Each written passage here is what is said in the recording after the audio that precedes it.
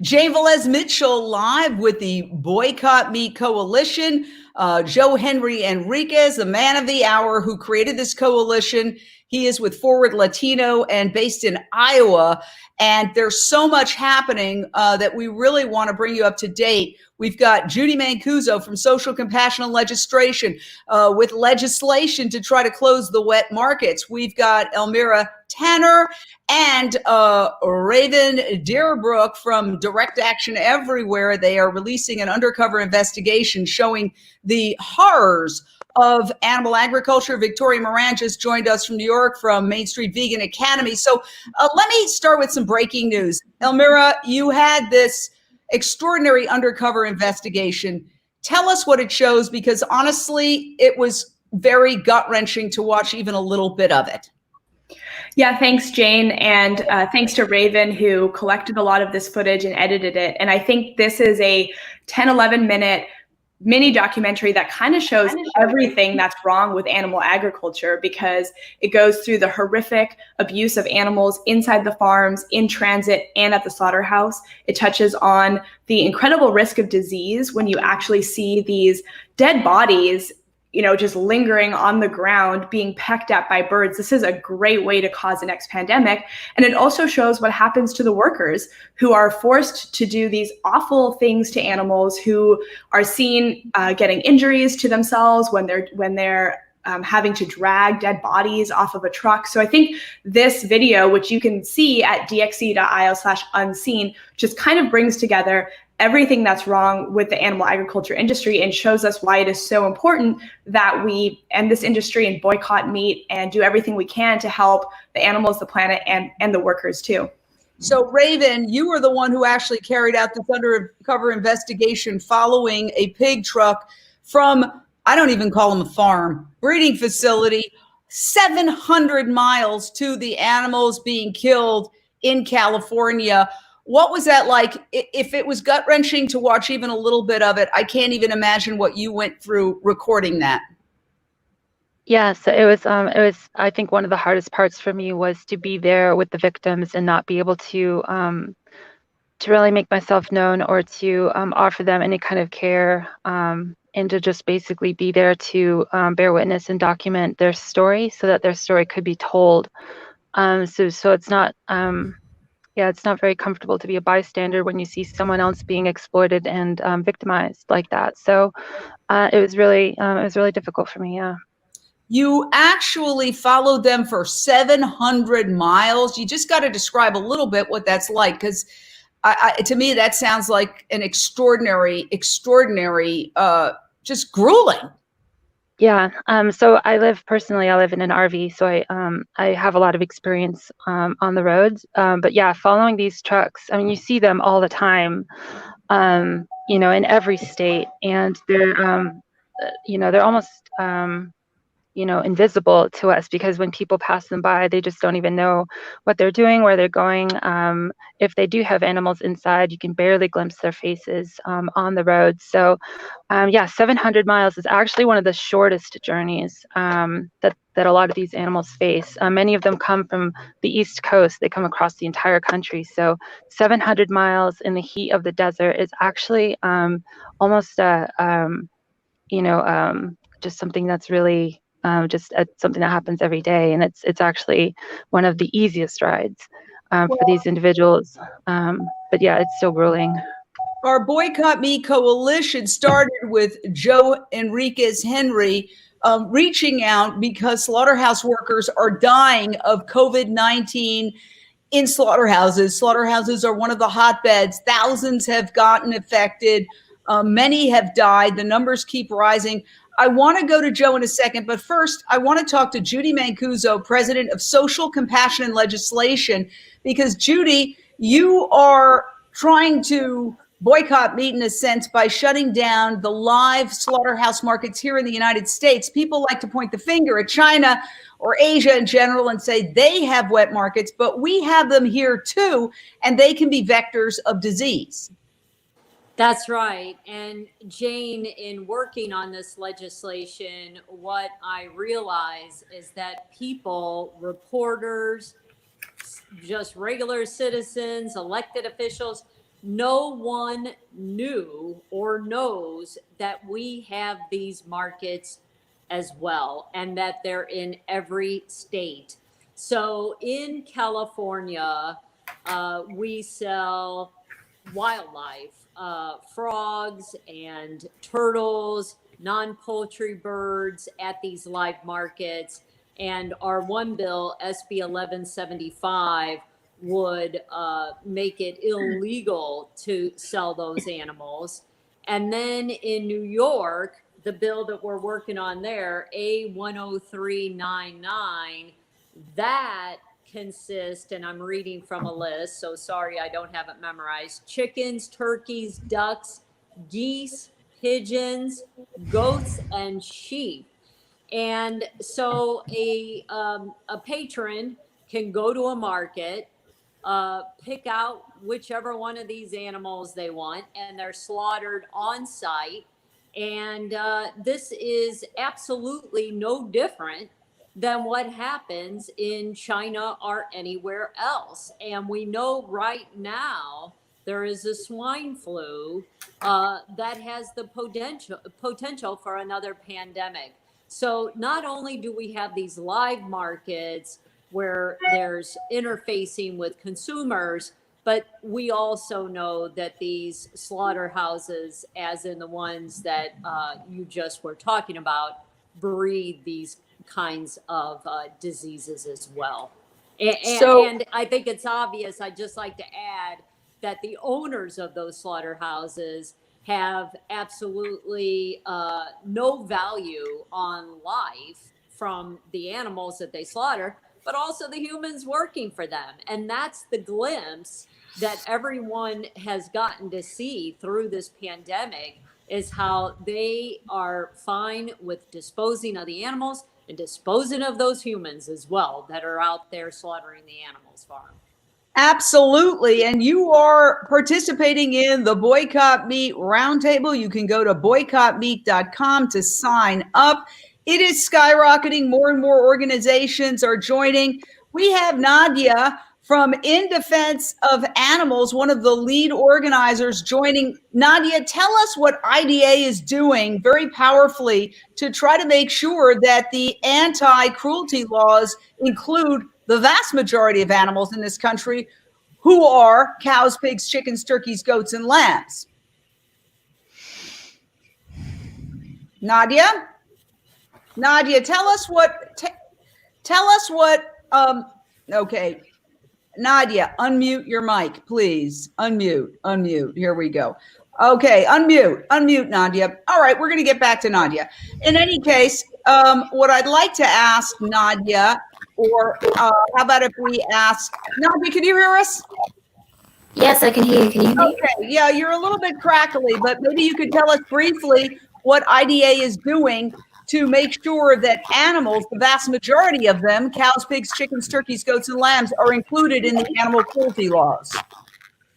Absolutely. I mean, just recently we participated in a week of action against Tyson Foods, and that was led by Friends of the Earth, and joining over 122 other organizations and speaking out against, this very issue. And because just like the billions of animals that are countless slaughters, meat companies like Tyson Foods have decided that, corporate profits matter more than workers' lives. And as we know, there's been over 32,000 cases that have been confirmed of COVID-19 amongst these workers, and over 120 deaths, and yet they still have no basic protections. So we as an organization understand that animal rights and human rights are linked at their core, and it's time for us to demand accountability. And just over 3 years ago in 2017, In Defense of Animals started a pilot project called the Slaughterhouse Workers Support Line in partnership with the Save Movement in Toronto. And our intention with that was to connect slaughterhouse workers with essential services and information, including referrals to affordable healthcare, sometimes anonymous and free healthcare, information on their rights, legal aid, career counselling, education and training services, and of course, some emotional support as well. So I mean, as I said, as an organisation, we feel that it's our duty to help these workers and to offer them practical resources and to treat them with dignity. And, we've worked extremely hard to advertise those services and to help them as well as animals. We often are accused as animal rights advocates of, foregoing human rights for animal rights, but a lot of the general public doesn't seem to understand that how linked they are at their core. They really are inseparable. I want to thank you, and I want to thank IDA for leading on this. I'm going to remove you only because of a crackling noise, not because of the incredible work you're doing. It's just absolutely amazing, and I applaud IDA and I applaud you. So thank you so much for being a part of this coalition. I want to ask Joe Henry Enriquez, bring us up to date as we add in Victoria Moran once again. You are the man who created this coalition. You have recently filed a racial discrimination complaint with the USDA saying that slaughterhouses are racially biased because they're providing protections for their white managers, but the rank and file who go in there and do the actual killing are not provided those protections. Tell us what has happened since you filed that really, I would say, game-changing complaint. Okay, well, thank you for having me on, and thank you for all the people who helped form this coalition of ours on boycottmeat.com. But this civil rights complaint was submitted to the USDA, Department of Agriculture. We have provided that information to members of Congress. There will be hearings. There will be an investigation. The head of the Department of Agriculture will have to issue a statement on where they land on this. But clearly this exposes the unfair treatment of workers, those who are Latino, Black, Asian, and so forth, who are the overwhelming majority of workers in the plant. 87% people of color work in the plant, whereas over 60% of the people in the professional area of these facilities are treated with social distancing, allowed to work from home, treated totally different. So the complaint really lays out the statistics, and it's going to make it clear that this is a violation of the Civil Rights Act because of the fact that these companies have accepted hundreds of millions of dollars from the federal government for various public food programs. So they are exposed. And here at the same time, over 33,500 workers at facilities, 363 facilities across the country have been infected by the COVID-19. 133 workers have died from 43 plants as of July 17th. So this is a terrible situation. These facilities are Chernobyls. Not only are they hurting and killing workers, but also family members in the communities in which these plants are located. Yes, and you've done such a good job at showcasing it. And I just want to show one photo. Here is one photo of one worker. This is not something that has been mistakenly confused with getting the common cold. Obviously, we have more than 140,000 Americans who have died. And here's just one woman, a worker. Did she deserve the death penalty so somebody could have a chicken wing or a slice of bacon? And I want to go back to Elmira Tanner from Direct Action Everywhere. Direct Action Everywhere has worked so hard for so many years to wake people up to the connection between human suffering and the consumption of animals. And now we have this direct link. I mean, it's harder to argue about the impact of animal agriculture on climate change, although it is very clearly a leading contributor of climate change, the leading contributor of habitat destruction, wildlife extinction, and just sheer mathematics, human world hunger. But now we have these photos of people in the slaughterhouses dying. What's it going to take for people to make the connection and wake up, Elmira? I think sometimes it does take trigger moments like this, where people really can see the industry, it's laid bare, they can see the destruction that it causes. And I think when you ask people, do you want to see workers suffer? Of course they say no. Do you want to see animals suffer? Of course they say no. Maybe they haven't made that direct connection to what that means, but animal cruelty is not popular. The vast majority of people who live in this country love animals. They want to protect animals.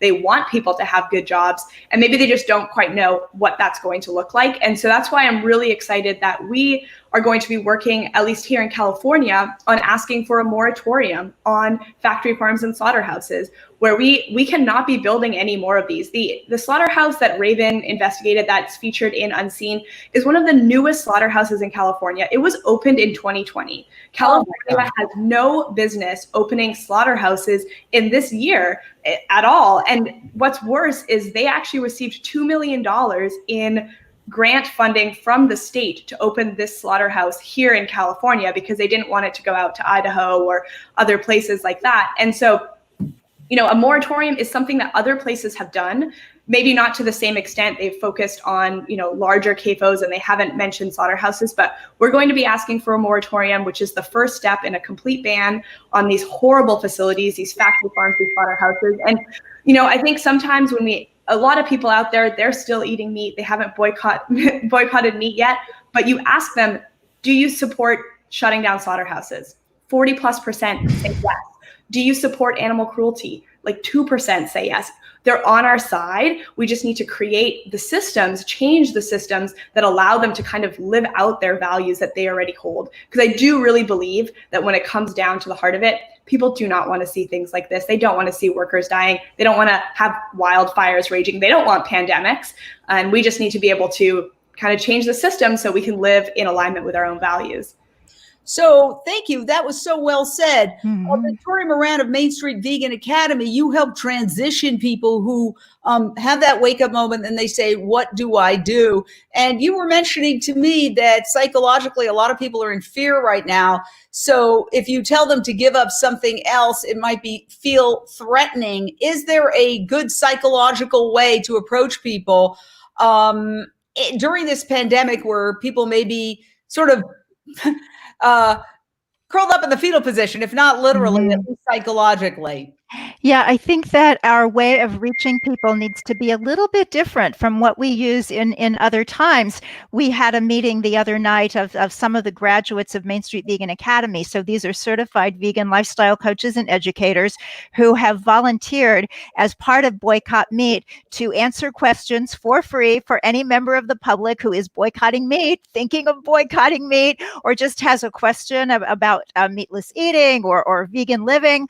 And so we've got people who are trained, people who want to get out there and get the word out. And what we're seeing is that early in Meatless May, when we first teamed with Joe Enrique Henry and this wonderful movement, we were actually getting more inquiries. And we've spoken with some of our graduates who are also therapists, and they're saying that what therapists are seeing around the country is people are kind of flattening, that instead of just having the regular kinds of difficulties that people have as part of life, people are feeling an existential angst. They're feeling a fear and an uncertainty at the survival level. And so talking to people at this time is going to take a little bit more than what we've been doing before. Of course, we need to give them the truth and the facts about the workers, about the animals, about the health risks, but we also need to deliver it in a way that also delivers what people are looking for, which is a little bit of fun, a little bit of lightness. Now, how you're going to get fun and lightness out of these really awful things we're looking at, that's very, very challenging. But Not people really. love food, recipes. Break Lives every day, where at 12:30 Pacific, we show these incredible dishes. We also have a show on Amazon Prime, New Day, New Chef, that has top vegan chefs from around the world whipping up incredible dishes. And every time we turn on the blender, we dance. So yeah, we can make vegan food the fun adventure it is, as opposed to a sense of sacrifice. But I agree with your point entirely. Victoria Moran, let's get back. Judy Mancuso, I want to ask you about some headlines that are in the news. The USDA says cut saturated fat. This is a headline I'm reading, but is simultaneously working with a program to push cheese at a major fast food restaurant. So they're basically Again, if it weren't for the government supporting the dairy industry, it would be pretty much over. The fact that kids are not being forced to drink milk because schools are shut down, kids don't sit down like days of Leave It to Beaver and drink an entire glass of milk anymore. It's not what they do. Those times have gone. And now you have the government, the US government, operating with speaking out of two mouths. At one point, they're saying reduce saturated fat for their health, and the other arm is pushing cheese all over the place, including partnering with fast food restaurants. Jane, I think our only hope is a new administration that won't be so friendly to bailing out these industries. I think for Donald Trump, it was important to him that they kept selling meat at his restaurants and hotels. So for him, he needed to get those slaughterhouses to keep up and running to supply his own businesses. So, out came just an outpouring of money.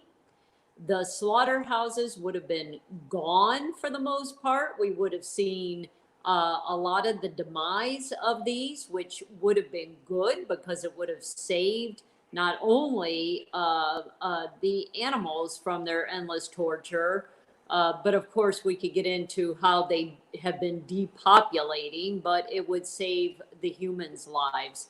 So I think going forward, what we need in a new administration is to understand that if you want to cut the cholesterol and fat, that you don't talk out of both sides of your mouth and in one side say we're going to cut this and another promote that industry, because it's all about the industry. It's not about the product. It's just absolutely.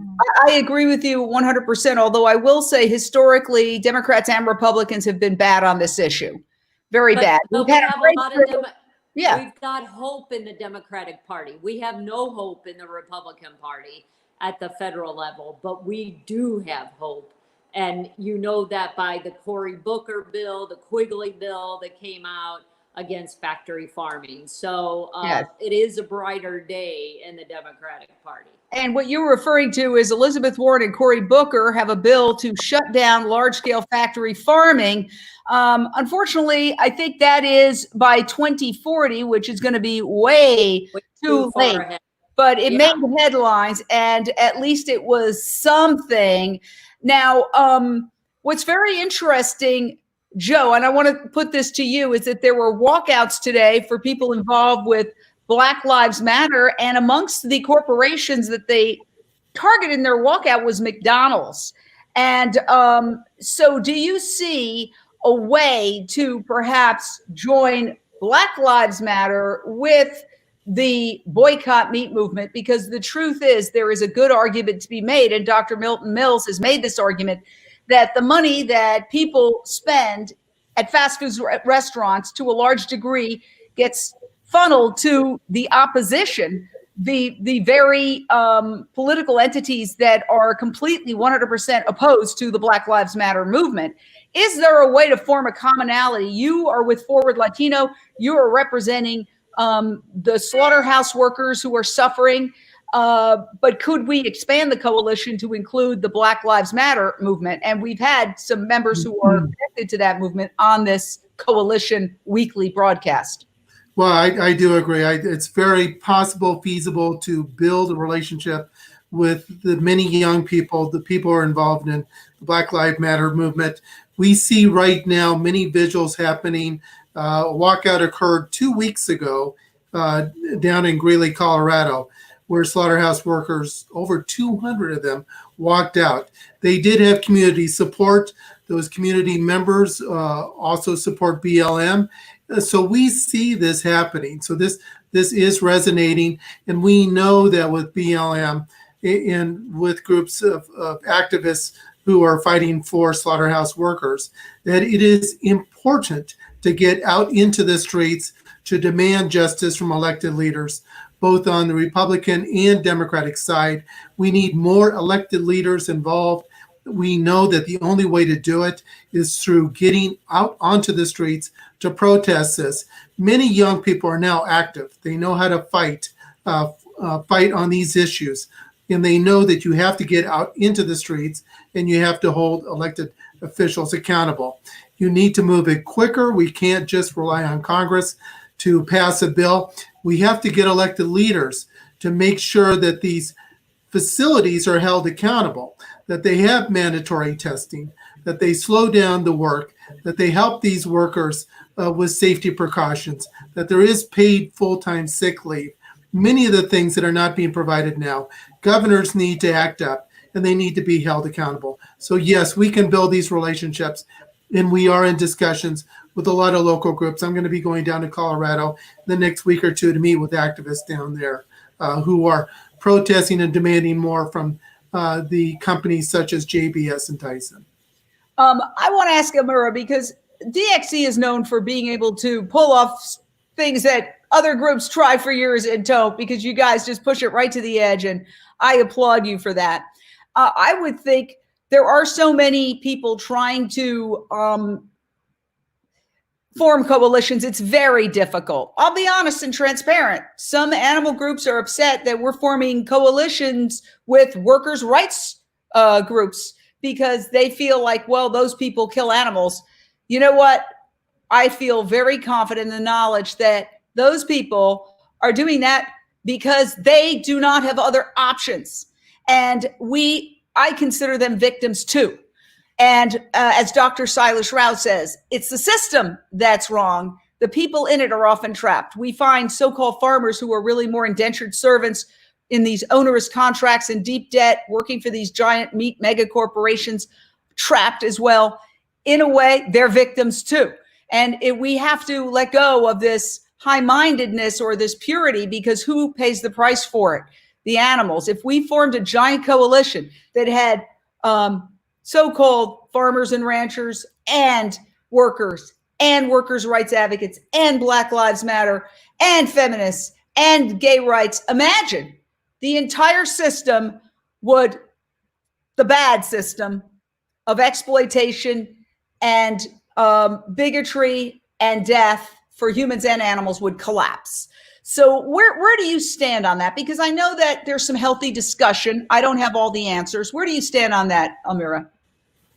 Yeah, I totally agree with you, Jane. I think when you look at effective social justice movements, what they do is they mobilize people. They mobilize ordinary people to take action in the streets. And in a sense, it's a numbers game. And I don't think we need as many numbers as people think. There's this magic number, the 3.5%, discussed in a book by Erica Chenoweth, who's a political scientist, where she says every single movement that has successfully mobilized 3.5% of the population in sustained nonviolent direct action has been successful. And we're not going to get that 3.5% if we don't create a broad coalition of people who want the same things.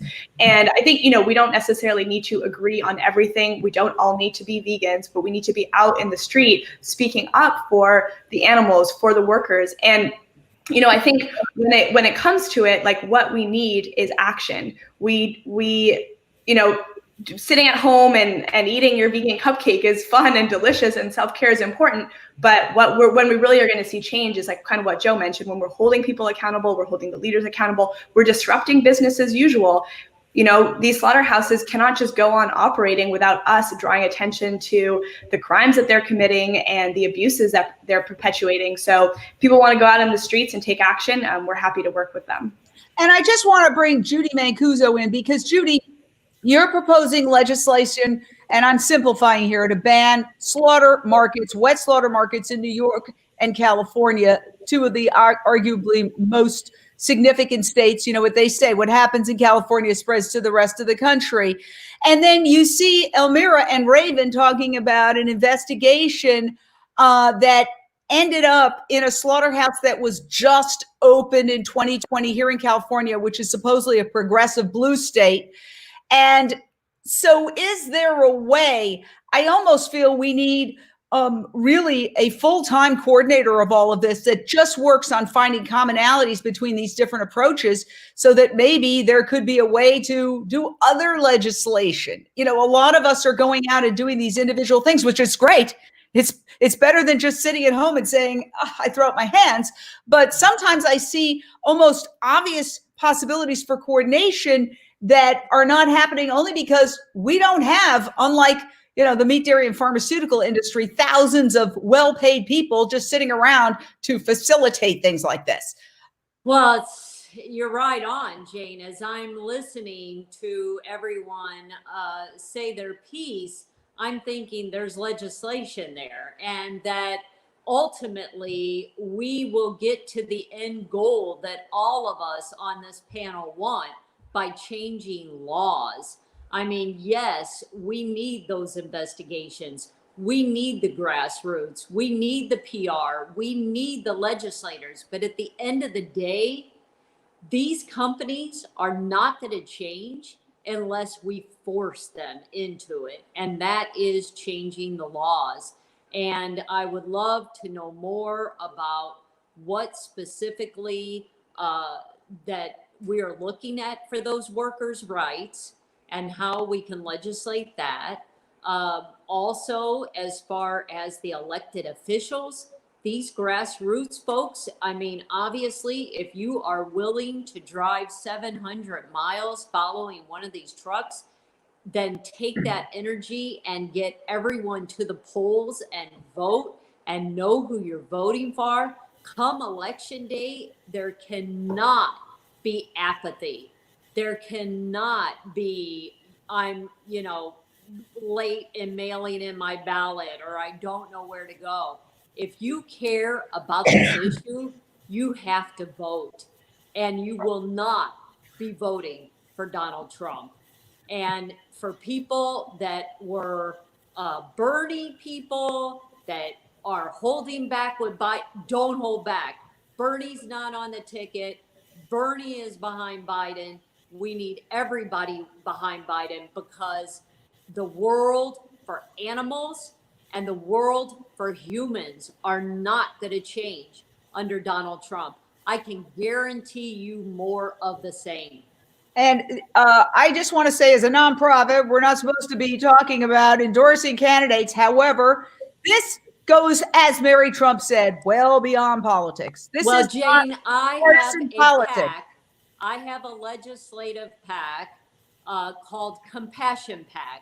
And the reason I started Compassion PAC, which is a political action committee, is to endorse candidates who are good on animal issues and environmental issues. So I'm covered by saying these things. Okay, well, absolutely fantastic. Jane, it's important to note, I mean, we just had John Lewis who passed away. And clearly the thing that was important to him that he will be remembered about is the civil rights movement, the marches, the boycott that happened. And that's why this boycott is so important. And I think we need to zero in. We need to have discussion about doing a secondary boycott.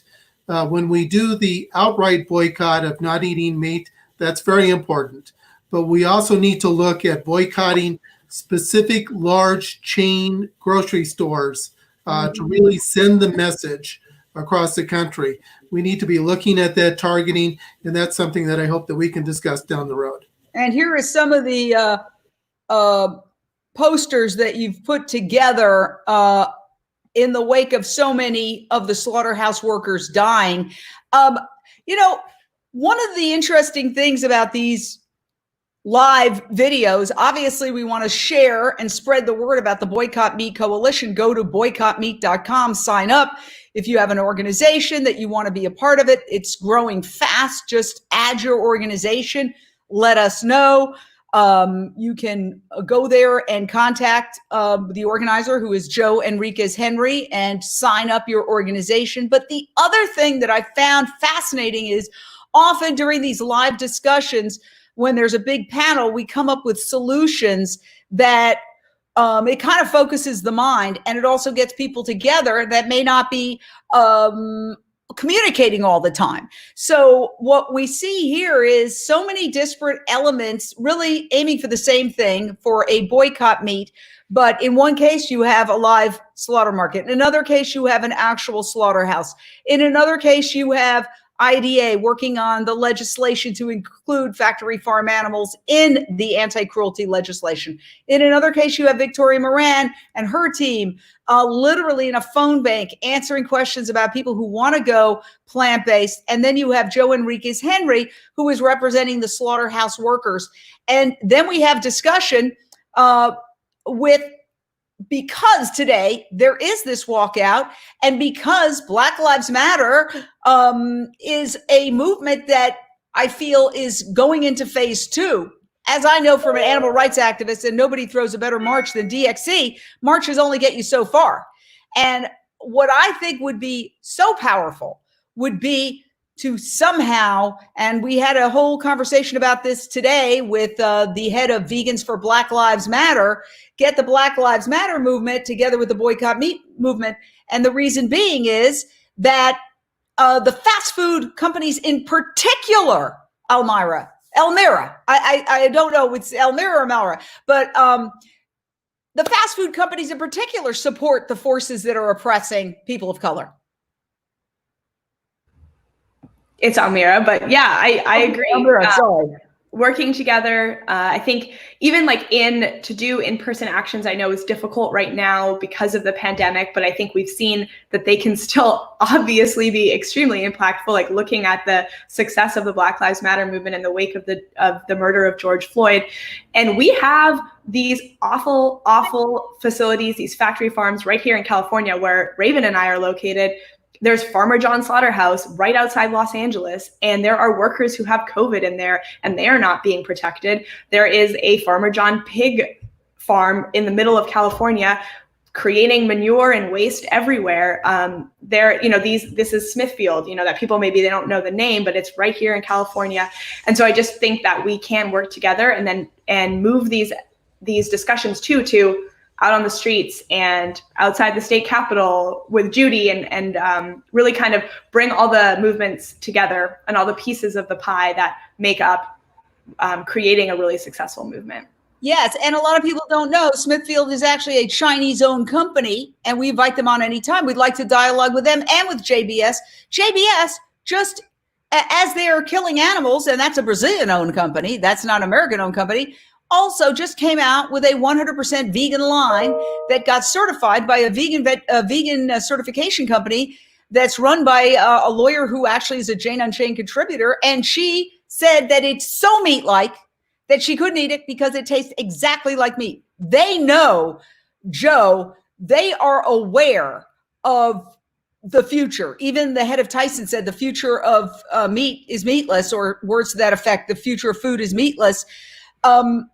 But the truth is, with the way our system is set up right now, where they are thinking about next quarter profits, okay, let's say this, the best way to get them to change is A, to pass legislation, which Judy said, but B, for consumers to stop eating their products and switch to plant-based meats in droves that are available right there in the meat section.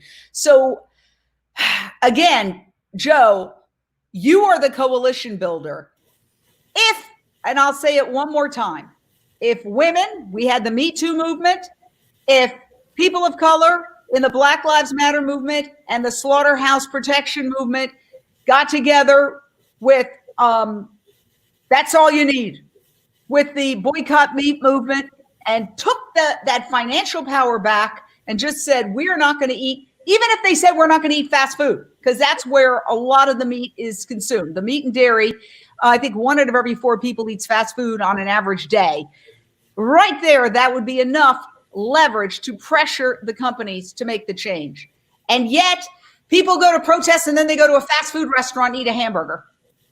And that is that. And I'm talking about environmentalists. I'm talking about feminists. I'm talking about every protest under the sun, except for the protests run by DXE and other organizations of that nature.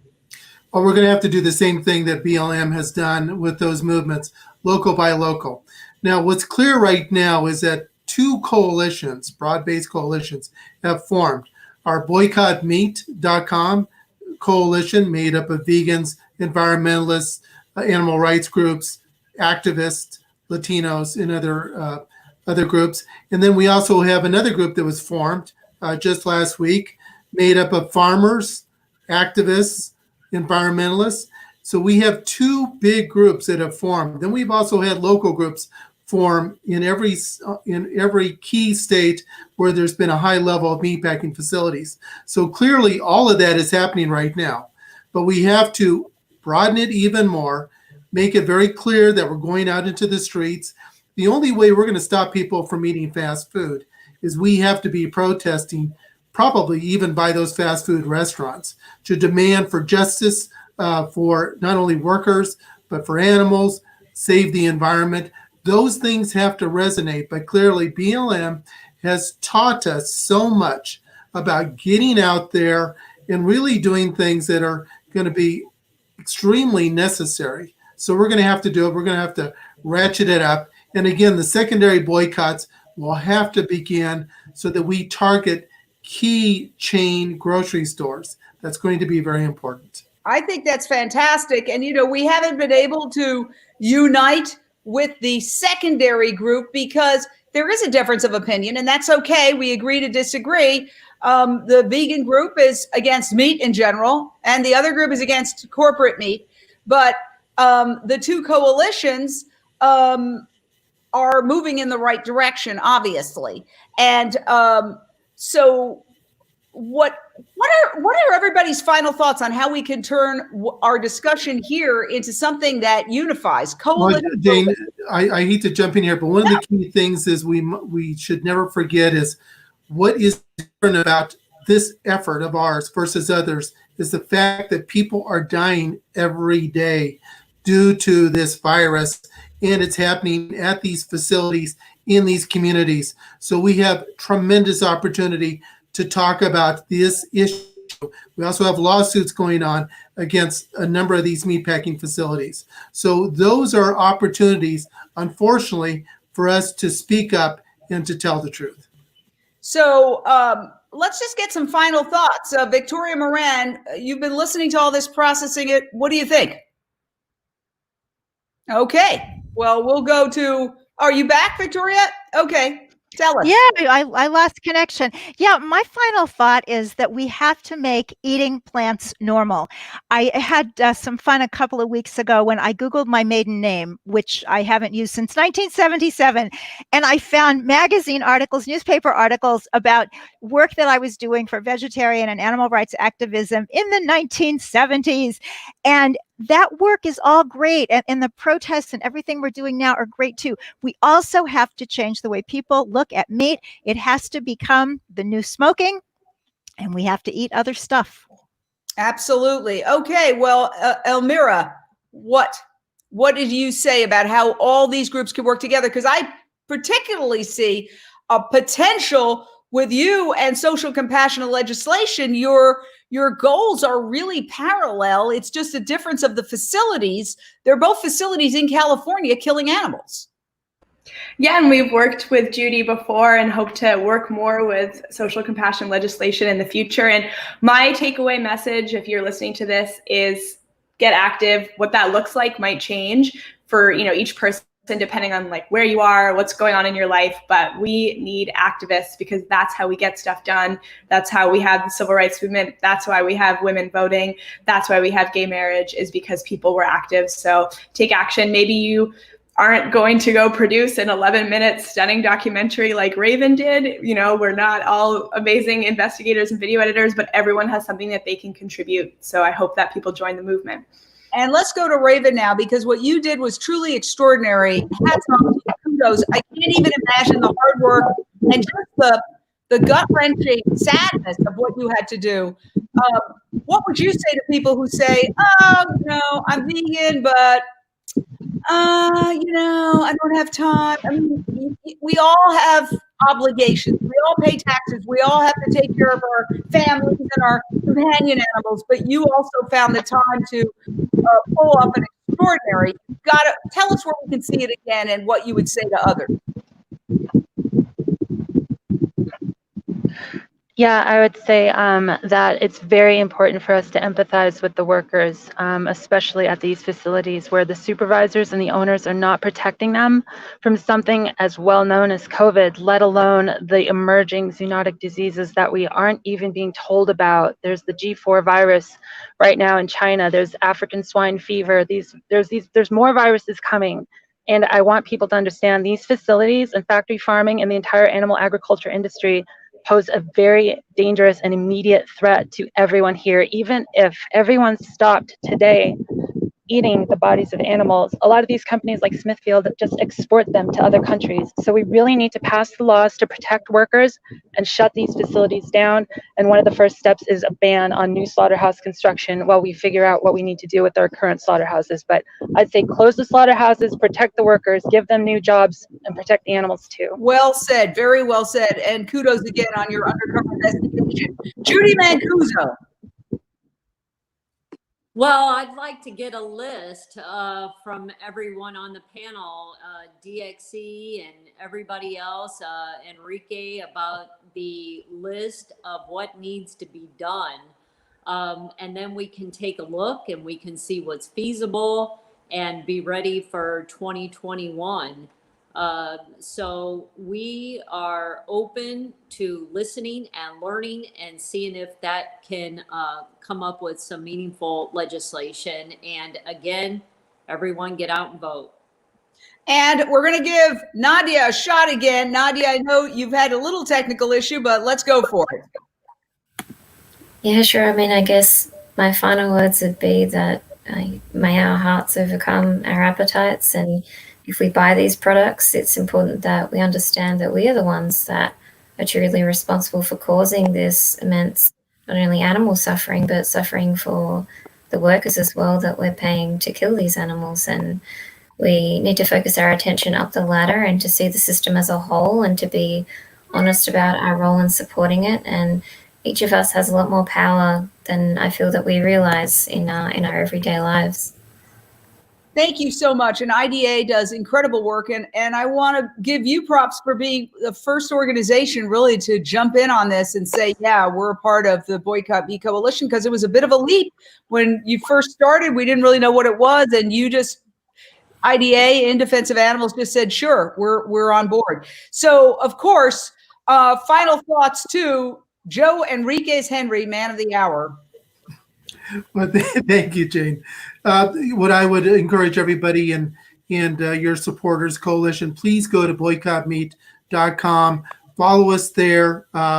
Encourage people to sign up. Also, we have a contribution page. Please make contributions. All of us are volunteers. We need to get more information out, and that does cost money.